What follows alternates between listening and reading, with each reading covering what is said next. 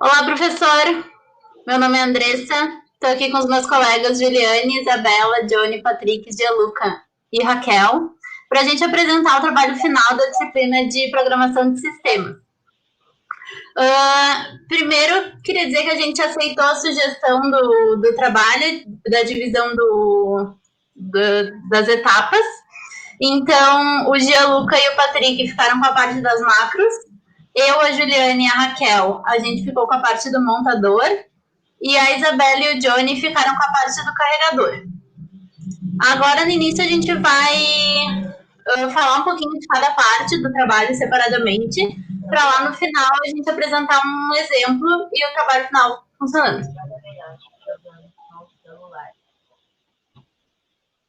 Tá bem. A primeira parte, como o trabalho diz para fazer, é o processador de macros. As macros, como diz, elas são subrotinas abertas. Então, a diferença delas para rotinas que nós conhecemos é que o processador de macros ele vai traduzir essas rotinas. O que acontece? Quando aparecer uma macro no código, em vez de ele ir para outra parte do código, ele vai traduzir essa macro e vai trazer tudo que aquela macro diz, um load, um store, um add, ele vai colocar no código principal, ele não vai para outro lugar. Então, o processador de macros faz isso e como ele tem duas formas de ser implementado, ele tem por duas passagens e uma passagem, o trabalho acaba pedindo para seguir em apenas uma passagem. E com isso a gente consegue fazer chamadas aninhadas e macros aninhadas. Então a gente consegue definir macros uma dentro da outra, consegue chamar macros uma dentro da outra. Então o processador de macros acaba fazendo isso, fazendo uma forma muito boa. Ele é algo muito útil no código, no fim das contas. Então é basicamente isso. Bom, eu vou falar um pouco da parte prática aqui. A nossa macro, ela tá junto do projeto anterior já, a gente deixou junto ali. E assim, ela começa a partir da nossa interface. A interface vai acionar a nossa macro e a partir do momento que ela acionou, a gente vai ler um arquivo. Esse arquivo, a gente tem as instruções iniciais, né? E a gente começa lendo, a gente faz uma primeira leitura ali que vai pegar todas as macros que são declaradas, né? A gente vai guardando isso numa espécie de pilha, e aí depois a gente continua seguindo e vai substituindo no momento em que a gente vê que essas macros estão sendo chamadas, a gente vai substituindo. E aí, junto com essa substituição, a gente aproveita também para remover todos os símbolos dos labels que tiverem, né, e tal, para poder o montador seguir com o processo dele. E a gente acaba escrevendo em outro arquivo, tá? Esse resultado a gente escreve em outro arquivo para seguir um fluxo de, de montagem do projeto. E a parte das macros é basicamente isso que a gente faz. Agora, então, a gente entra no montador. Eu vou dar uma explicadinha na parte teórica, que nem o Patrick fez para a parte de macros. Bom, o nosso dito assembler, né? Ele é o responsável por pegar o código que já, no nosso caso, já vai estar junto com as macros prontas. A gente vai pegar aquele código que está numa linguagem, digamos, mais acessível a um programador e vai passar isso para a linguagem binária, que é a linguagem lida pelo ligador e pelo carregador. Bom, e o seu início e o fim, o que tem aí no meio nós fazemos uma leitura parcial para separar símbolos que são necessários tanto para a tradução quanto para as nossas estruturas subsequentes, e fazemos uma segunda leitura para fazer essa tradução. Eu usei um termo lá dizendo que a gente só pega os símbolos que são usados para as estruturas subsequentes, mas o que são esses símbolos? A gente faz um trabalho muito grande com a parte de labels, que são os rótulos usados para nomear partes de uma estrutura, ou algumas operações, ou espaços, ou constantes. E juntamos tudo isso para, no caso, nos ajudar. E como o nosso montador ele foi feito para duas partes. Já está dito umas duas partes, uma leitura e uma tradução. A gente também é responsável pela... Não, a parte, na verdade, que eu queria falar, professor, era que é completa as duas partes. Que isso significa que a gente também lida com pseudo-instruções. Isso nos permite trabalhar com mais de um módulo, que depois vai ser a funcionalidade que vai ser especialmente trabalhado pelo ligador, mas para a gente isso é significativo porque nós vamos trabalhar com as pseudo-instruções de EXTR e EXTDEF, que fazem essa ligação entre o que está no primeiro módulo e no segundo módulo, que no caso é o limite, nos foi o limite dado. Por causa dessas estruturas, a gente acaba criando mais duas tabelas adicionais que são necessárias no ligador, que são a tabela de uso, que é os símbolos que foram definidos externamente no módulo, mas que são usados dentro dele, e a tabela de definições é para aqueles símbolos que são definidos internamente, mas são usados externamente. Bom, agora, as minhas amigas aí vão passar para a parte mais prática da coisa com o código. Bom, eu vou falar um pouquinho, então, sobre a primeira leitura que a gente faz no arquivo que a gente recebe lá da macro. Então, na primeira leitura, a gente tem que buscar quais são os símbolos, né, para fazer as tabelas de uso, de definição e de símbolos. Então, a gente busca tudo que tem XTDEF ou XTR e procura também os labels, tanto quando eles aparecem lá nos operandos, quanto eles são também quando eles são a primeira coisa na linha, que daí a gente vai pegar já o endereço deles também. Para fazer isso, a gente usou vários maps para ter fácil acesso a isso, né? Porque depois a gente vai precisar acessar várias vezes, já que um label pode aparecer várias vezes como um operando. Então, no nosso passo 2 do montador, na nossa segunda leitura, a gente tem a nossa escrita de arquivo. A gente tem uma função que identifica cada instrução, e essa função ele escreve no arquivo, em binário, os 8 bits menos significativos, os 3 bits de endereçamento. Esses 3 bits eles são recebidos como binário, porque antes isso passa por uma função também de verificação, que verifica e remove o símbolo de endereçamento, convertendo, então, para binário de 3 bits o modo de endereçamento. A gente tem, logo em seguida, também, então, 5 bits de upcode, 16 bits do operando 1, mais 16 bits do operando 2, quando houver operandos, no caso. Então, a gente pode ter 32 bits... Oi? A gente pode ter 32 bits se a instrução não tiver operandos. A gente pode ter 48 bits se ela tiver um operando, ou 64 bits se ela tiver 2 operandos.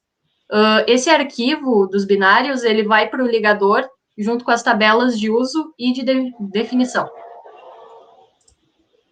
Agora, a parte do ligador, a parte teórica dele, dá para começar falando que ele basicamente recebe os 2 códigos objetos do montador, os 2 binários, mais a tabela de definição e a tabela de uso de ambos os códigos também.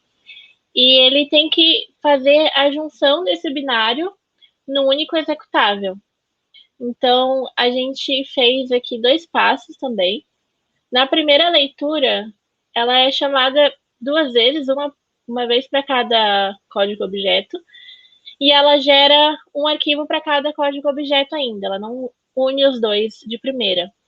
Nessa primeira leitura, ele basicamente determina qual vai ser o endereço de cada instrução e cada dado daquele código. É isso que ele faz aqui.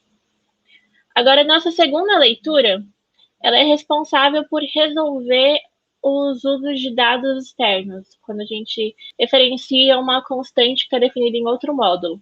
Então, ela arruma esse endereçamento para pôr o endereço real na memória daquilo, e aí sim ele gera um único arquivo aqui nessa segunda leitura, que vai ser o arquivo que vai ser mandado para o carregador poder colocar todos esses dados na memória. E o nosso ligador é isso. Bom, a parte do carregador, como a Isa disse, ele recebe o arquivo do ligador, contendo todo o programa já montado, e ele é responsável por separar a parte de dados e instruções. Depois de ter feito isso, ele vai setar todos esses dados e instruções na memória, e caso no programa haja algum acesso a uma memória ou dado inexistente, ele vai dar uma mensagem memory limit e na tela, na interface. E agora a gente pode ir para a fase dos testes. Isso. Para a gente começar aqui, já está aberta a nossa interface. A gente teve que fazer algumas mudanças na interface para esse trabalho final, né, adaptar. Então, foi adicionado mais uma caixinha de texto aqui para adicionar um segundo módulo. E aqui também foram adicionadas essas duas caixinhas que são as saídas de cada um deles, para cada passo. E aí a gente já tem aqui o botão do processador de macros, do montador, do ligador e do carregador. Memória, controles, output e o modo de execução a gente manteve a mesma coisa. E aí eu acho que dá pra gente começar a testar agora. Aqui o primeiro passo a gente dá o botão de insert, que coloca esse nosso texto num arquivo que vai ser lido pelo nosso processador de macros. Então aqui ele já inseriu no arquivo, e aí aqui o macros vai consumir esse arquivo e vai gerar a saída dele. Então essa é a saída da macro, do processador de macro, que vai ser consumido pelo montador agora. O montador gerou para a gente o binário dos dois arquivos, e o ligador vai gerar um único binário, se você comparar aqui ele é igual, é um só binário, e aí aqui a gente tem o endereçamento da instrução e o endereçamento do dado. Então, cada instrução tem um endereço, cada dado tem um endereço aqui especificado. O carregador vai receber esse arquivo já com os endereços certos e vai colocar para a gente na memória. Então, tá tudo preenchido aqui. Se a gente for ver os dados aqui, eles estão preenchidos também. Os dados a gente está preenchendo eles direto em decimal, ao invés de colocar o binário aqui, igual a gente faz com as instruções. E aí a gente vai rodar ele em modo debug, que a gente escolhe a depuração e aí a gente vai controlar no step. O primeiro passo, então, aqui que a gente tem que executar é a nossa macro quadrado, que vai calcular o quadrado do y, que foi definido aqui. Então, a gente carrega esse y no acumulador e multiplica por ele mesmo, gerando 36 aqui pra gente. Depois a gente salva esse valor lá na memória 20, que foi mapeado aqui nesse caso para 260, que é onde começa a nossa memória de dados. Então, se a gente verificar aqui, a 260 está preenchida aqui com 36. Seguindo aqui a execução, então, o nosso próximo passo é imprimir na tela, aqui no output, e colocar na pilha. Que aqui já é outra macro que está fazendo isso também, que é a preenche pilha. Aqui.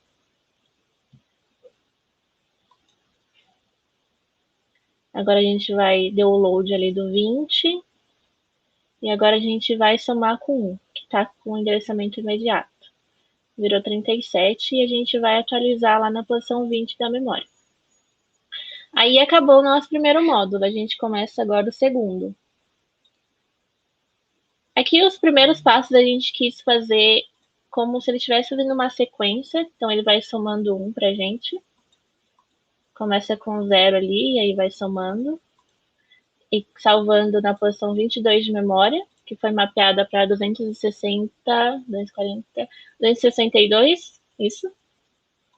Então, a gente vai fazendo isso, até que a gente faz um BR-neg aqui. E aí, a gente fez o hatch, que tirou da pilha 36 que estava aqui e colocou no PC. E o próximo passo depois do hatch é imprimir o dado que está no 22. E agora encerrar a execução no stop. E aí vai fechar o programa sozinho. Fechou.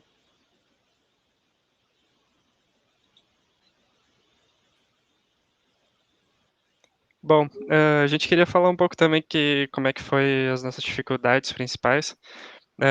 No início a gente teve muita dificuldade no entendimento mesmo da matéria, né? Até a gente conseguir pegar, eu principalmente não entendia muito bem as macros, que era a parte que a gente precisava fazer. Acabou que depois que a gente fez as reuniões e tal, consegui entender melhor, foi bem tranquilo de fazer as macros, né? As gurias tiveram um pouco de dificuldade de fazer o montador, também muito por causa do entendimento, tem muito detalhe com relação aos labels, né, e tudo mais. A Andressa vai querer falar alguma coisa, acho? Estava esperando a moto passar. Sim, eu acho que a nossa maior dificuldade é que no início a gente tinha entendido o montador, mas a gente não tinha entendido que ele tinha tanto detalhe. Então a gente começou ali a codar e a desenvolver a parte do montador e cada vez aparecia mais detalhe, assim, eu acho que a gente não é que não conseguiu lidar direito, mas a gente se enrolou bastante por causa disso. Então, faltava bastante detalhe, assim, que a gente foi adicionando depois. Podem falar. Eu acho que todo mundo, né, todas as partes do trabalho teve um pouco de dificuldade, né, para entender. No meu caso também com a ISO, na parte do ligador, isso também ficou um pouco confuso também, com as partes das tabelas, né, como é que a gente ia conseguir identificar aquele valor que é outra tabela que se referencia ou não. Então isso aí também foi um pouco de quebra-cabeça pra gente. Eu queria até acrescentar que a gente se embananou um pouco, porque é diferente ver a estrutura sozinha, especialmente no caso do montador. Como nosso primeiro contato foi com a estrutura sozinha do montador, a gente viu uma coisa, tanto que o que a Andressa falou aí, que foram aparecendo detalhes, e esses detalhes muitas vezes vieram por causa da interligação entre o montador e o ligador aí, que também o Johnny falou da parte das tabelas, o montador também tem. Nós tivemos que entender essa parte para poder passar para eles os dados direitinho. Então, a ligação entre as coisas fez o nosso mini mundo do montador, assim, se expandir. Eu acho que a gente entender também o que a gente recebia e o que a gente tinha que entregar foi uma questão também.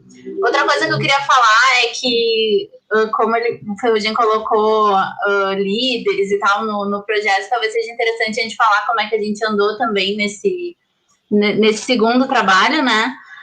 A gente decidiu fazer dailies, então não era todo dia, mas era um dia sim, um dia não, a gente se reunia todo o grupo para saber como cada um tava andando e estava ajudando na sua parte. Assim, eu vi que deu bastante certo. Apesar do pessoal do ligador, do carregador e das macros terem terminado bem antes da gente, de qualquer forma, a gente sempre ia se reunindo até para ver se a gente precisava de ajuda, ou se a gente precisava de alguma informação lá do ligador ou lá das macros, enfim. E andou bem melhor do que o primeiro trabalho. Eu queria dar o mais um nessa, que o nosso desempenho trabalhando como grupo nesse segundo trabalho, devido a já ter tido uma experiência prévia, a gente conseguiu melhorar bastante. Foi bem... Antes de encerrar, eu só queria corrigir a minha fala anterior, que na verdade, na escrita do arquivo, lá no passo 2 do montador, são 32 bits para um operando e 48 para 2 operandos. Antes de encerrar também, eu queria pedir desculpa pelo meu irmão de cuequinha na cama no fundo da câmera e pelas falas que ele tem assim do nada, que ele tá vendo o vídeo, ele fala sozinho de vez em quando. Então, só isso, desculpa, Ferrugem. Então tá, vamos encerrar esse trabalho aqui. Eu acho que a gente já falou tudo que tinha para falar, né? Valeu, Ferrugem. Bom final de ano e Feliz Natal.